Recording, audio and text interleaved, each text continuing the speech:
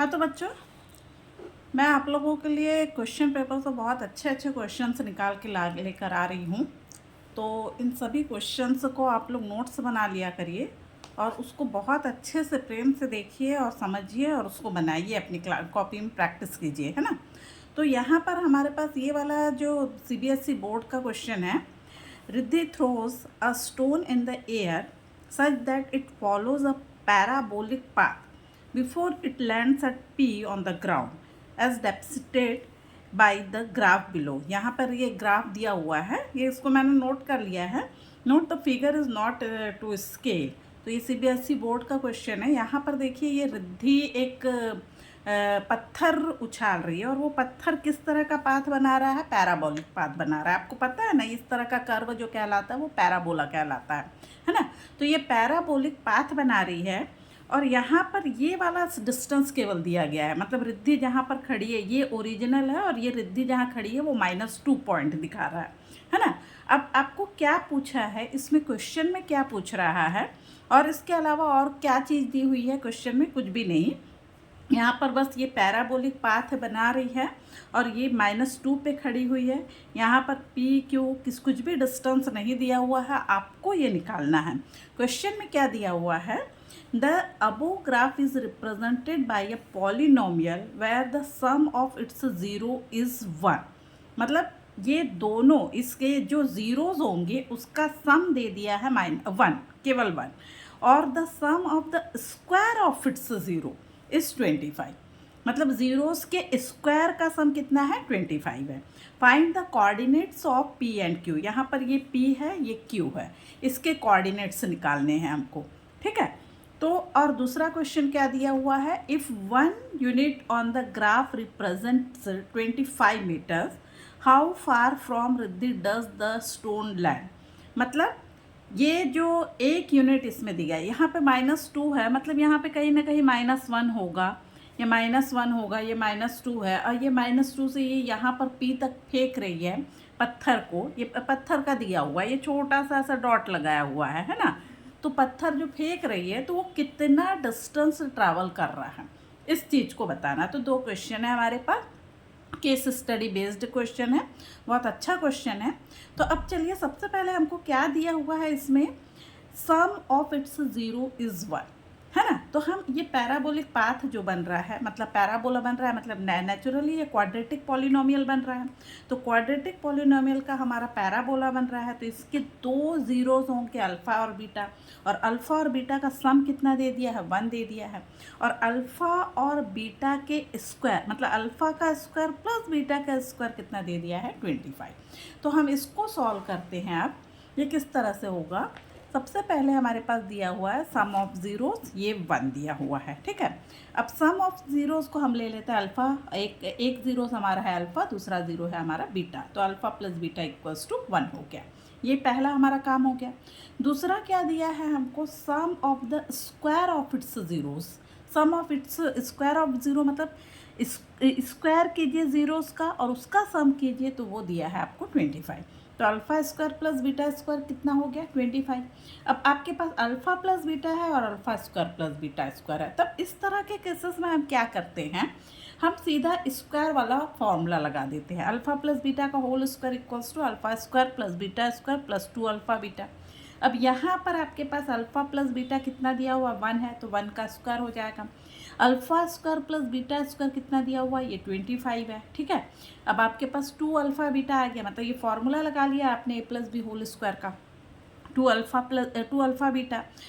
Beta निकालने के लिए आप 25 को इस तरफ ट्रांसफ़र कर लीजिए। 1 - 25 इक्वल्स टू 2 अल्फ़ा बीटा, मतलब 2 अल्फ़ा बीटा इक्वल्स टू क्या हो जाएगा? ये -25, तो अल्फ़ा बीटा इक्वल्स टू -25/2, मतलब कितना आ जाएगा?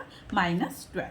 तो आपको 2 चीज़ों की ज़रूरत रहती है कोई पॉलिनोमियल फॉर्म करने के लिए। किन किन 2 चीज़ों की ज़रूरत रहती है? एक तो सम ऑफ ज़ीरो और दूसरा हमको किसकी ज़रूरत रहती है? Product of zero. अब ये 2 चीज़ें हमको मिल गई, मतलब हमारा ये पूरा प्रोसेस करने का मेन पर्पस क्या था? हमको प्रोडक्ट ऑफ ज़ीरोज़ चाहिए था, ताकि हम जो पैराबोलिक पाथ है उसका इक्वेशंस निकाल सकें। यानी क्वाड्रेटिक इक्वेशन निकाल सके, है ना। तो ये हमारे पास क्या आ गया, x square minus alpha plus beta into x plus alpha beta equals to 0। अब इसमें यहाँ पर ये आपको मालूम है ना, इस तरह से ये हमारा इक्वेशन होता है ना, पैराबोलिक पाथ का। तो हमारे पास ये इक्वेशन आ गया x square minus 1x plus minus, और ये अल्फ़ा बीटा -12 है, अल्फ़ा प्लस बीटा कितना है, 1 है। तो ये हमने यहाँ पर वैल्यू रख दी और इसका हमारे पास इक्वेशन क्या निकल आया, x square minus x plus into minus हो गया माइनस, -12 इक्वल्स टू 0। ठीक है, तो ये हमारे पास मतलब हमारा पहला इक्वेशन, पहला आपका आंसर सॉल्व हुआ। आपको इक्वेशन ऑफ पैराबोलिक पाथ निकालने बोला था, तो ये इक्वेशन ऑफ पैराबोलिक पाथ क्या निकला, x square minus x minus 12 equals to 0। ठीक है, x square minus x minus 12 equals to 0।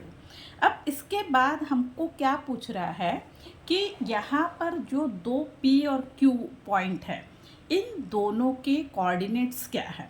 तो इसको निकालने के लिए सिंपली हमको सबसे पहले तो इस इक्वेशन को सॉल्व करना पड़ेगा। चलिए हम सॉल्व कर लेते हैं। X square minus x minus 12, मतलब -12 को ऐसे ब्रेक कीजिए कि -1 आए। -12 मतलब -2 इंटू -3 इंटू 2 इंटू 2, आप कर लीजिए, 2 इंटू 2 4 हो गया और इंटू -3, है ना, ये हो गया। अब यहाँ पर बड़ी संख्या का साइन क्या लेना पड़ेगा, माइनस लेना पड़ेगा। तो -4x प्लस 3x, ठीक है, -4x plus 3x minus 12 equals to 0। अब इन दोनों में से क्या कॉमन निकला, x कॉमन निकला, अंदर क्या बचा, x माइनस 4। इन दोनों में से क्या कॉमन निकला, +3 निकला, अंदर बचा x माइनस 4। तो x माइनस 4 आपका कॉमन आ गया, यहाँ पर x प्लस 3 कॉमन आ गया, बचा इक्वल्स टू 0। तो x माइनस 4 इक्वल्स टू 0 लिया, तो आपका पहला जीरो क्या आ गया, x इक्वल्स टू 4, और दूसरा आपका क्या आ गया, x इक्वल्स टू -3। अब ये x कोऑर्डिनेट है ना, और ये दोनों हम ये मान रहे हैं, ये पैराबोलिक जो पाथ है वो x एक्सिस में दिख रहा है। इसका मतलब यहाँ पर y कोऑर्डिनेट तो सीधा सीधा 0 हो जाएगा। तो आप सीधा सीधा देखिए, ये वाला निगेटिव साइड है, ये वाला निगेटिव साइड है।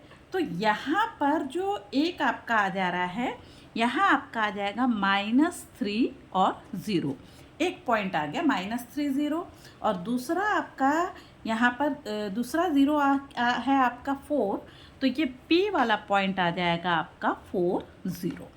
ठीक है, 4 0 और -3 0, ये वाला आपको मतलब दो कोऑर्डिनेट के पॉइंट जीरोस निकालने बोल रहा है, find the coordinates of P and Q निकालने बोल रहा है। तो ये इजीली निकल जाएगा, -3 0 और दूसरा 4 0। ठीक है, तो अब हमारे पास अगला आगे आते हैं।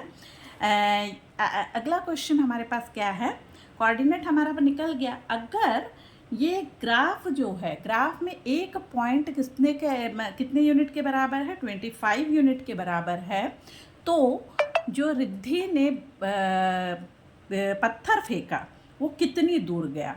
तो आप यहाँ पर देखिए, ये वाला जो पॉइंट है ये आपका कितना, यहाँ रिद्धि यहाँ पर इसमें क्या करते हैं, कई बच्चे थोड़ा सा कंफ्यूज हो जाते हैं। ये यहाँ 0 से 1, 1 से 2, और ये मतलब माइनस साइड में 0 से -1, -2, -3, मतलब यहाँ पर 3 यूनिट हो गया और इधर पे 4 यूनिट हो गया। तो वो लोग 3 + 4 7 करके 7 × 25 सीधा कर देते हैं। पर थोड़ा ध्यान रखिए, रिद्धि कौन से स्टेप पे खड़ी है, -2 पे खड़ी है, और रिद्धि यहाँ से मतलब पत्थर को फेंक रही है। तो आपको -2 से ये +4 तक के बीच का डिस्टेंस लेना पड़ेगा। ठीक है, ये हो गया 1, ये 2 और इधर पे 4, मतलब टोटल डिस्टेंस तो हमेशा पॉजिटिव होता है, चाहे निगेटिव साइड में हो चाहे पॉजिटिव साइड में हो। तो यहाँ से लेकर यहाँ तक का डिस्टेंस 6 यूनिट है, और 1 यूनिट आपको कितने के बराबर बोल रहा है, 25 मीटर के बराबर बोल रहा है।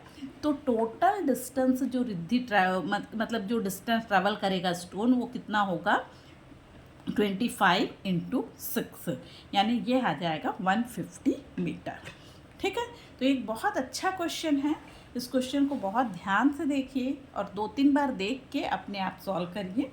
तो आपको अगर कुछ डाउट लगता है तो प्लीज़ कमेंट में, और like, subscribe and share. Thank you.